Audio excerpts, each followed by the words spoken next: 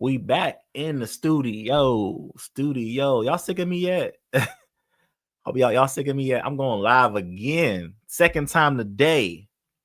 Because I gotta get the content out, my friends. So let me go ahead and stop playing around with you guys. Make sure my audio is good. All right. Here's the topic of this one. Stop chasing the easy contracts. I think this is something that everyone needs to hear. I really do. Because I know that some of you guys have probably gotten to government contracting. Some of you, not all of you, but some of you have, and put me in the chat. If you're watching the replay or you're watching this, put me in the chat. And you're like, Wesley, I was calling about a janitorial job. And when I called that subcontractor, they said, you like the sixth person that called me today. Why y'all keep calling my phone? What should I do, Wes? Right? Or you're like, Wes, I saw this one on landscaping, cutting grass, and I called a subcontractor in same scenario. I'll tell you why you're getting that scenario. One is because you're chasing the easy contracts. You got to stop chasing the easy contracts, y'all. Is this live? Oh, snap. What's up, Wes? Good evening. Yeah, this is live. What's up, bro? I hit you with the old snap. Yeah, what's up, bro? Nice to see you all the way in the Philippines.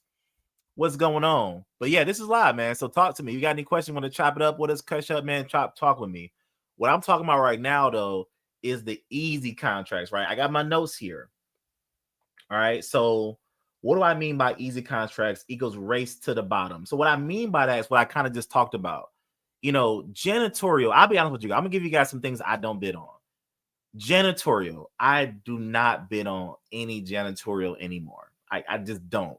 It got saturated. And I think, it could be from other people who talk about government contracting. I'll leave it at that. Other people that talk about government contracting.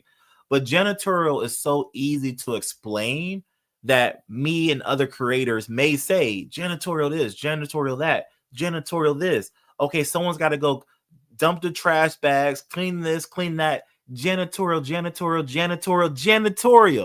right? And then guess what everyone bids on? Janitorial. Okay, you go after the hard ones. That's what I'm talking about. Go after the not so obvious ones. So it's a race to the bottom. Here's the thing about also, if you go after janitorial, it's like in my process, all because other companies called doesn't mean I can't bid. I can still bid. If I call a sub and say, you're the eighth person that called me today, I still go, great. So you got the quote? Yeah, I got the quote. I gave the quote to this company, that company, this company. I said, great. Go ahead and give it to me as well, because that just increases your chances of winning, right? But the reason it's the race to the bottom is because you're not going to put a lot of money on top because you're competing with 8 different companies. So what should we be doing?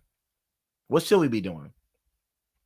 Oh, that's my next note here. What should we be looking at instead? So we put some examples here. The money is in the unsexy stuff, right?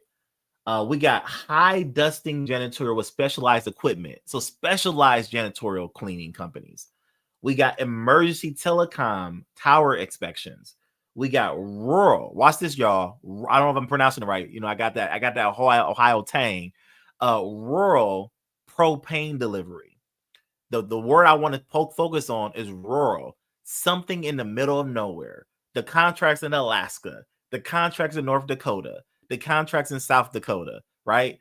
They're tough to get because they're in the middle of nowhere. However, that means opportunity. Now, you might think, well, Wesley, there's only one sub within a 30-mile, 40-mile radius. How am I going to do it? You can get a sub from out of state. You can get a sub from a state over. You can, because it's so rural, the government needs something. You got to think outside the box. What you got? Just submitted one a day, have 15 documents and 4 volumes to submit. You knocking them out, man. You knocking them out. Let's go. Let's go. One-off facility maintenance for remote areas. I'll tell you guys about one of my friends, Jazz. What's up, Coach Jay in the building? He's not in the building, but what's up, Coach Jay, if you're watching? And again, this is, I'm trying to think if I want to share this one because it's not. I'm not saying I'm not cheering for this. He has a hopefully he's never had to fulfill it. Hopefully, but he won a contract years ago in which that it was for emergency plane crash removal. So there's a runway, there's a plane, the planes are coming in. If the planes go off the runway and they crash, his company, the contract he won, they come out with cranes and everything else and get the planes out the water, pick up the pieces, and they pick up the plane crash. God forbid he's had not had to use it. Now I know 2025. Speaking of God, Lord, speaking of 25, hopefully he never had to use it. But that's a weird contract.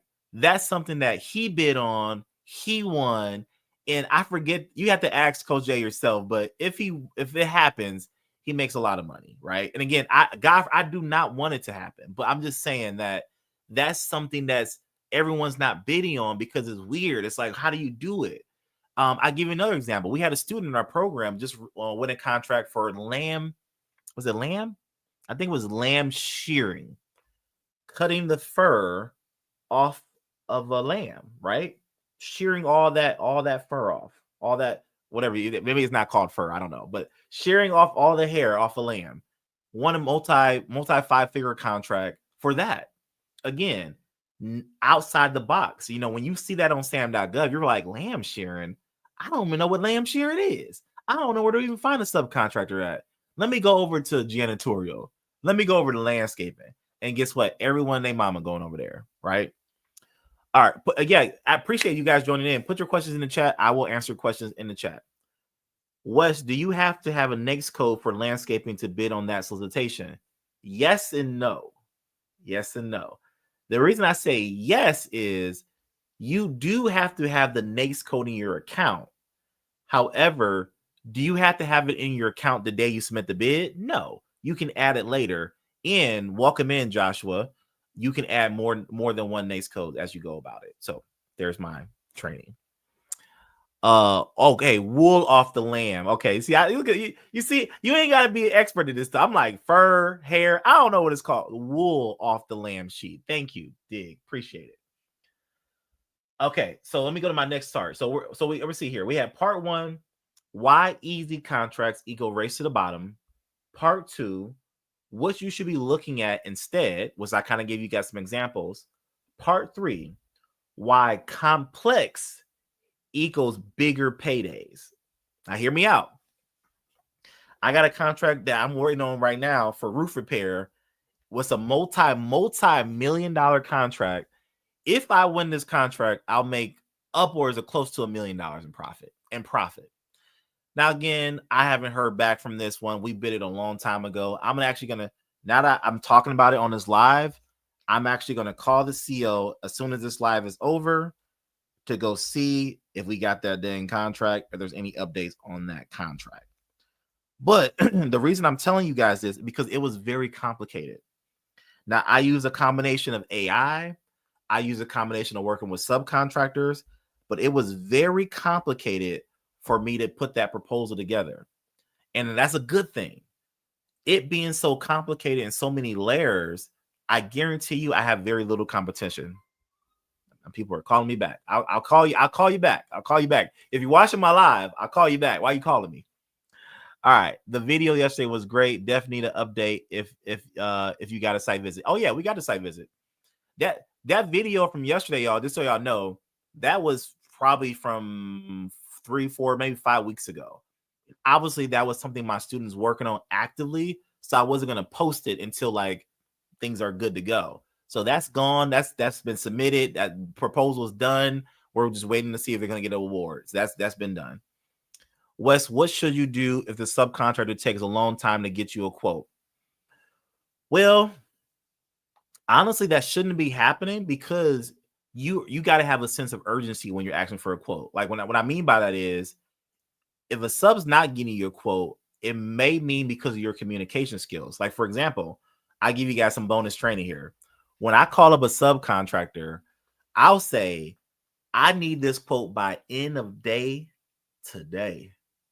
They like, end of day today. I'm on a roof right now. I can't give you the quote right now. I'm doing my best. Hey, I need to, you hear me, Joshua Smith?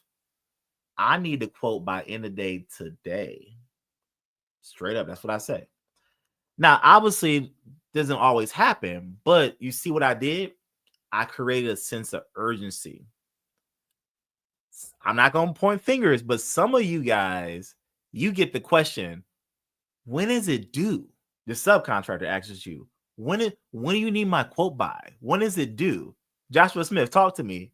I'm not saying you did this, but talk to me. Did you do this? Some people do this. Your sub says, when is it due? And you go, well, it's due on like May 30th. So if you can give me the quote by like at least the 29th, I mean, that'd be great because it's due on May 30th. And you wonder why your son never got you the quote. Because you don't have a sense of urgency. You know what I also use? I'm gonna give you guys put bonus in the training, y'all. If this is helpful to you guys, put bonus in the training. Bonus training. Put a fire emoji in the chat. You can put a fire emoji in the chat. This is the question I'm answering here. Here's another thing I'll do. When do you need a quote by? I needed the quote yesterday. Y'all hear what I said? I'll tell subs I needed the quote yesterday. All right. When doing service contracts, okay, let's just put the question on the screen. When doing service contracts, how do you handle if sub needs to pay for materials? Example, the video from yesterday, the handyman may want you to buy the garage door. You pay for it. Y'all, here, this is a great question, by the way. Your name of your account is My Credit Revamp. I'm hoping you're a credit specialist and help people get their credit together. You use your capital and you pay for it. Y'all, I just sent my sub just now. I will literally show my screen, but I don't want to put personal information on the internet. I just sent my sub $36,000. I just did just a moment ago. But that's not the goal. We do ask for net 30. Your goal is to get net 30. Your goal is to wait for get payment after you get paid from the government. However, the way this works is if you have enough profit on top, let me ask you guys a question. If you got enough profit, like $20,000 in profit, would you be willing to come out of pocket for the 36K if you know you're going to make $20,000 profit in 30 to 60 days from now? If the answer to that question is yes, just pay for it. Now, again, here's the thing about government contracting, y'all. You got to be a real business owner. I promise y'all, this is not a hobby. This is not a side hustle. This is not something you get into that's like, oh, I'm going to treat it like, Uber Eats. I'm going to treat it like Uber Eats. It's a little side hustle. I'm going to do me a little government contract and do me a little side hustle thing. It's not a side hustle thing. Me sending $36,000 to my contractor today, that's a business decision. I made a big boy, big girl, whatever you big boy, big girl business decision. We're not playing games over here. So hope that answers your question. Okay, I'm new at this. I'm trying to get my first contract. Hey, welcome in. How can I help you? Thank you for the fire emojis. I see y'all. Okay, what are some examples of why roofing contractor was so complex? The roofing, because this is a big job. I mean, we're talking about, the size of a very large, not even a very large warehouse. We're talking about the size of like an Amazon. Let's do that. I don't want to talk about the details publicly yet until that's done. But we're talking about the size of an Amazon facility. That's how big the roof is. So like, you got a lot of different factors that fall into that. I told him 9 months to complete the job. You told who? Wait, you told what? Wait, Joshua, give me some more details about that. I told him he has 9 months to complete the job. Oh, you told the sub that he has 9 months to complete the job. Okay. Yeah. Okay. That's not bad. That's not bad. It's construction. Okay, got you. Okay, that's not bad. What's this? No, I want to do that. I don't know what that is. All right, y'all. Let me sit back on topic. So, and feel free to drop more questions in the chat if you got them. So stop chasing the easy contracts. So recap. Part 1, why easy contracts are equals a race to the bottom. We talked about that because everyone and mama wants to be on janitorial, so don't do that. Part 2, what you should be looking at instead. We talked about unique opportunities. Part 3, why complex equals bigger paydays. Something that's hard for you to find equals bigger. For me, I ain't gonna lie to you guys. When I pull up an opportunity, and let's just say it's for HVAC install in New Mexico, and there's like no HVAC companies in that area. It's very remote. I go cha-ching, cha-ching, cha-ching. Cha-ching. Like, okay, it's remote. It's in the middle of nowhere. It's for HVAC install. I'm gonna solve this problem. The thing about government contracting, y'all, and that's why the government has no problem paying us what we're owed, is that we're problem solvers. So part 3 is why complex equals bigger paydays, because we solve bigger problems. If you follow my one of my mentors, Myron Golden, he says when you can solve bigger problems, you can make bigger money, right? So solve bigger problems and you can make a lot more money. Plain and simple. All right, part 4, the real strategy. Let's see here. Yeah, so no landscaping. Let's see here. Yeah, build a real business. Okay, I'm looking at my notes here. So yeah, basically part 4 is just the real strategy I've been talking with you guys. Just be a real company, build a real business, treat it like a real business. I will be submitting my first staffing contract next week for logistics. Let's go. Staffing contracts. A lot of money in staffing. We have some students win big money in staffing. Big money in staffing. Great contract. All right. We've been going for a little while. I'm all right. I'm out of energy already. Any last question before how about this live? That was the video. Stop chasing the easy contracts. Here's what you do instead. That kind of just summed everything up. I think the one thing I like about my style is like I'm short and sweet and to the point. There you go. That's the answer.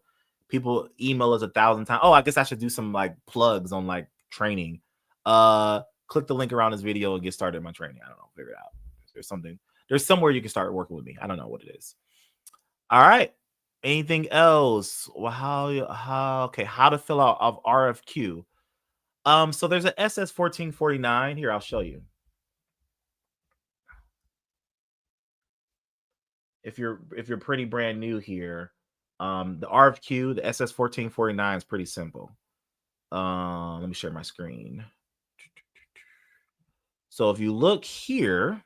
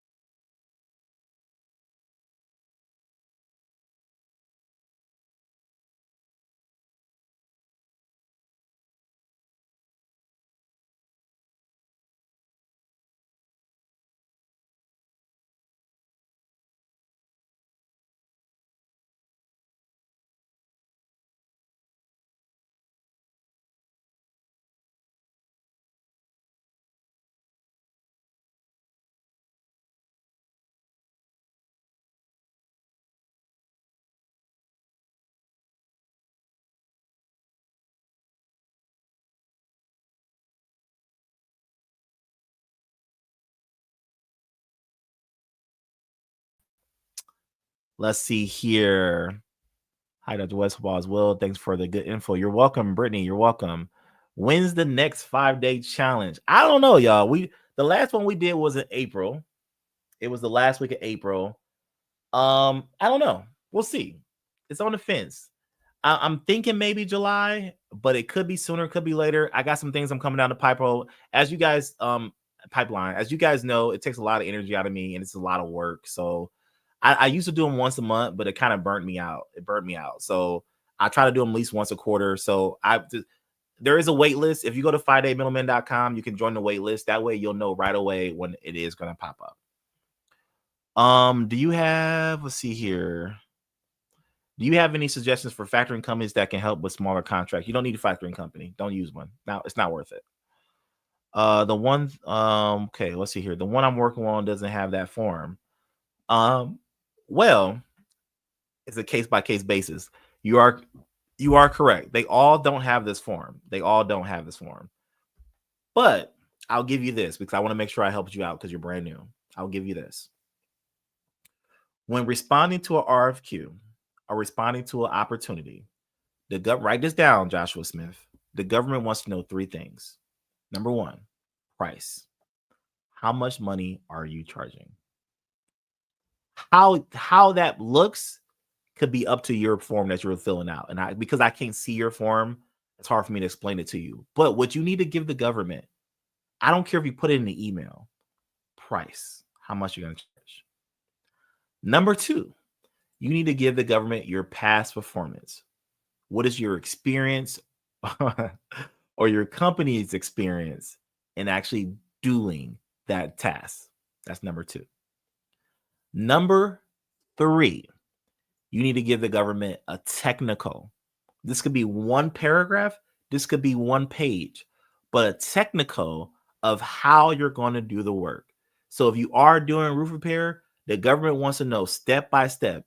We're going to take the old roof off. We're going to da-da-da, da-da-da-da, da-da-da-da, da-da-da-da, da-da-da-da, da-da-da-da.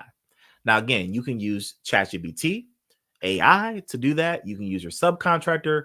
I teach people how to put those pieces together. But long story short, in order for anyone listening to me right now, in order for you to submit a proposal, you're going to need to have 9 times out of 10, all three. Sometimes you only need 2. Price, past performance, technical. There you go. That was my exact point about subs needing to pay for the materials. If you don't have the funds, you need the factoring company or some source of. No, you never need a factoring company. You never need a factoring company. I get, and here's no disrespect. I get where you're coming from. You're like, well, let's see. If I ain't got the money, I gotta go use a factoring company. Hey, listen, I'm only can tell you from my experience. I've had not a single person have any success with factoring companies. It's not. I just haven't seen it work in this field. I'm not saying it can't work. I just haven't seen it work. I think there's just better ways to go about it. I think there's better ways to go about it. 100%. 100%. But again, if you can figure it out, you got a way of going around it. Go for it.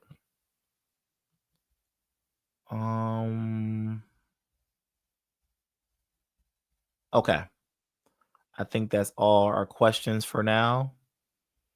Hey, listen, guys. Turn on bell notifications, subscribe to the channel, all that good stuff. I promise you, I'm gonna start going live more often, giving you guys more content, and I will see you guys in the next one. Okay. All right. Peace.